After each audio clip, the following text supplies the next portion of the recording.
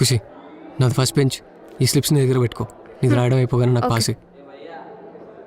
రే, నీకు స్లిప్స్ ఏమైనా కావాలా? రే 10 days నుంచి ఆల్ అవుట్ పెట్టుకుని మరి నైట్ అవుట్ చేశాను రా. స్లిప్పులు అంట. అబ్బో,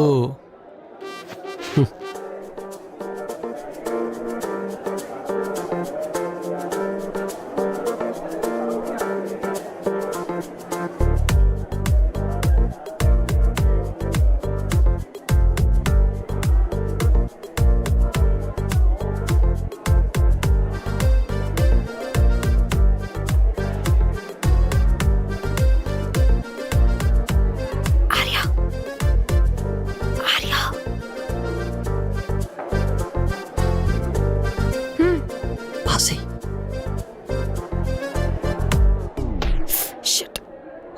అచ్చో.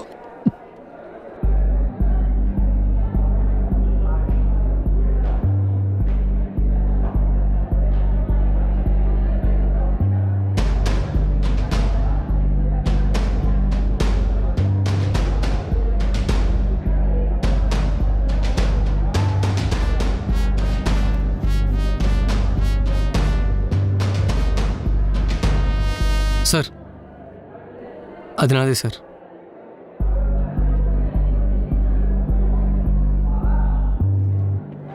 స్లిప్పులు వద్దురా అంటే వింటారా? Nasty fellows. మనకెందుకులే, మనకన్నీ వచ్చిన క్వశ్చన్సే వచ్చాయి.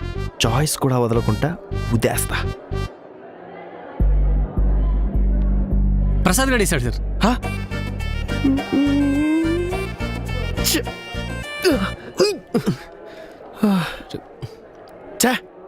చాయిస్లు కూడా వదలకుంటా రాద్దాం అనుకున్నా కదరా. చెడగొట్టావు. సారీ మావా, నాకు వేరే చాయిస్ లేదు. మనం అంటే లైట్ తీసుకుంటాం, కానీ ఖుషి దొరికితే బాధపడుతుంది. తను బాధపడితే నేను కూడా బాధపడతా. అయినా లవ్ అనక సాక్రిఫైస్ కామన్ కదా మా. రేయ్, నీ లవ్లో నువ్వు సాక్రిఫైస్ చేయాలరా, నేను కాదు. అది రాసుకోవడానికి నా పెన్ ఇచ్చి పారు దుబ్బావు. అది హోంవర్క్ చేయకపోతే నా బుక్ ఇచ్చి పారు దుబ్బావు. అది డ్రైవింగ్ నేర్చుకుంటానంటే నా స్కూటీ దొబ్బిందిరా. రేయ్, ఆఖరికి అది ఎగ్జామ్లో కాపీ కొడితే నేను డిపర్ అయి దొబ్బారా. రేయ్, నీ లవ్లో నీకన్నా ఎక్కువ నేనే సాక్రిఫైస్లు చేశాను రా. నువ్వు సాక్రిఫైస్ టారు మావా. చవరా నీకు మావా. ఇలాంటి కష్టం నా పక్కింటుడు కూడా రాకూడదు. పగొడనుకుంటా మావా, సామె తప్పు చెప్పినావు. చేసిందంతా చేసి మళ్ళీ కరెక్షన్లో ఒకటి. అయినా మా పక్కింటుడి మీద నాకు పగందులే. ఇప్పుడు మా నాన్నకి ఏం చెప్పుకోలేంటో. ఇలా బోర్డు మీద ఉండాల్సిన రా, రోడ్డు మీదకి లాగేశావు. సారీ రా, నా వల్ల నువ్వు. ఖుషి బొక్క ఆడి సారీ ఎందుకులే కానీ, ఇందుకు నువ్వు ఎగ్జామ్ ఎలా రాసావు? కుమ్మేసా.